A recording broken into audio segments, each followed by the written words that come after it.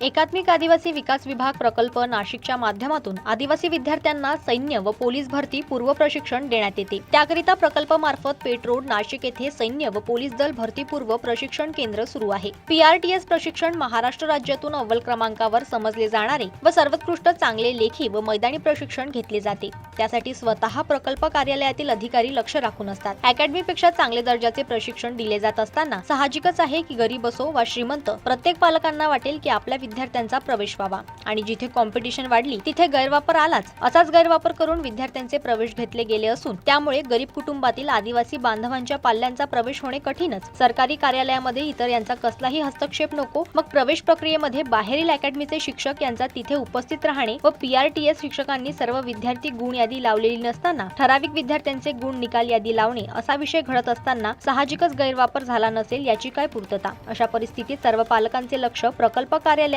काय निर्णय घेतात त्यावर अवलंबून आहे। पुन्हा भरती घेऊन गरजू विद्यार्थ्यांना प्रवेश देणार की गैरवापर करणाऱ्यांना पाठीशी घालणार याकडे लक्ष लागलेले आहे। लक्ष्मण बागुल, जनमत, लाईव्ह न्यूज, बोरगाव।